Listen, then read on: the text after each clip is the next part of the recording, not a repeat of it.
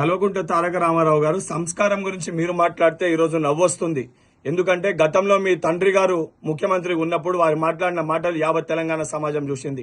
నిండు చట్టసభలో అసెంబ్లీలో కూడా వారు ఏ రకంగా ప్రతిపక్ష పార్టీ నాయకులపైన ఏదైతే వారిని ప్రశ్నించిన నాయకులపైన ఎంత ఎగతాళిగా మాట్లాడినో చాలా స్పష్టంగా ప్రజలు గమనించారు. ఈ రోజు రేవంత్ రెడ్డి గారికి ఏదైతే మీ ముఖ్యమంత్రి గత ముఖ్యమంత్రి మీ నాన్నగారు సవాలు విసిరి కాంగ్రెస్ పార్టీ 20 స్థానాలు కూడా గెలవలేదు, కాంగ్రెస్ పార్టీ తెలంగాణలో అధికారంలోకి వస్తే నేను రాజకీయ సన్యాసం తీసుకుంటా అని చెప్పారు. ఆ సవాల్ని స్వీకరించి రేవంత్ అన్న పిసిసి అధ్యక్షుని స్థాయిలో ఏదైతే కాంగ్రెస్ పార్టీని తెలంగాణలో మొన్న జరిగిన అసెంబ్లీ ఎన్నికల్లో 64 స్థానాలు కాంగ్రెస్ పార్టీ, మా మిత్రపక్షం 1 స్థానం 65 స్థానాలను గెలిచి ప్రజలు ఆశీర్వదించి గెలిపిస్తే తెలంగాణలో కాంగ్రెస్ ప్రభుత్వం ఏర్పాటు చేసుకున్నాం. మేము మొట్టమొదటి రోజుకెళ్లే చాలా చిత్తశుద్ధితోటి ఏదైతే ప్రజలకు ఇచ్చిన 6 గ్యారంటీల్ని అమలు చేయాలని చెప్పని పగలు రాత్రి లేకుండా 24 గంటలు రేవంత్ రెడ్డి గారు ప్రజల సంక్షేమం కోసం పనిచేస్తూ ఈ రోజు సెక్రటేరియట్ లో ఎప్పటికప్పుడు ప్రజల్లోకి అందుబాటులో ఉంటారు. ప్రజా దర్బార్ని మేము దర్శనం. ఇది ప్రజాస్వామ్య ఏదైతే ప్రభుత్వం అనే విధంగా ప్రజల సమస్యలు నేరుగా ఏదైతే నాయకులు స్వయంగా చెప్పే విధంగా వారికి చెప్పే విధంగా సమస్యలు పరిష్కరించే విధంగా ఒక కొత్త విధానాన్ని రేవంత్ రెడ్డి గారు తీసుకొని వచ్చారు.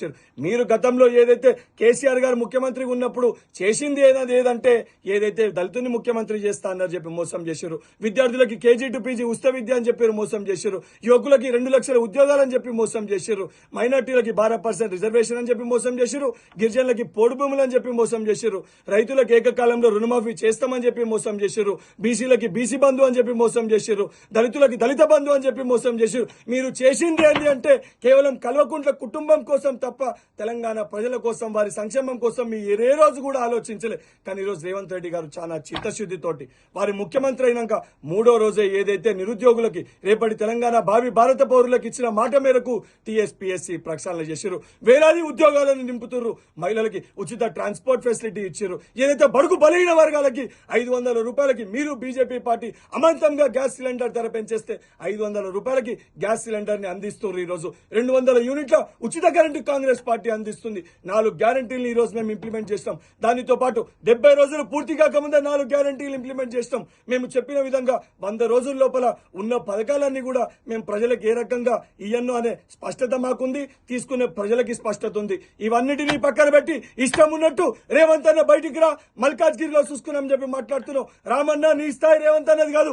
బల్మూరి వెంకట్ నేను ఎమ్మెల్సీ పదవికి రాజీనామా చేసి నేను బరిలో దిగుతా. నువ్వు నీ సిరిసిల్లలో ఎమ్మెల్యే పదవికి రాజీనామా చేసి బరిలో దిగు. కరీంనగర్ మల్కాజ్గిరి ఎక్కడంటే అక్కడ నేను నీ సవాల్కి సిద్ధంగా ఉన్నా. ఎందుకంటే ప్రజల కోసం ప్రజల సంక్షేమం కోసం పాటుపడుతున్న కాంగ్రెస్ ప్రభుత్వం పక్షాన కాంగ్రెస్ పార్టీ పక్షాన నేను ఎన్నికల బరిలో నా ఎమ్మెల్సీ పదవికి రాజీనామా చేసి నేను ఎంపీగా పోటీ చేస్తా. నువ్వు నీ ఎమ్మెల్యే పదవికి రాజీనామా చేసి పోటీ చేయి. ప్రజలు నిర్ణయిస్తారు. దమ్ము ఎవరికి ఉంది, ఎవరి వైపు న్యాయం ఉంది, ఎవరిని గెలిపించాలి చూసుకున్నాం. నిజంగా నీకు దమ్ముంటే నా సవాల్ని స్వీకరించి ఎన్నికల బరిలోకి రా అని చెప్పని నేను కల్వకుంట్ల తారక రామారావు గారికి సవాల్ విసురుతున్నాను.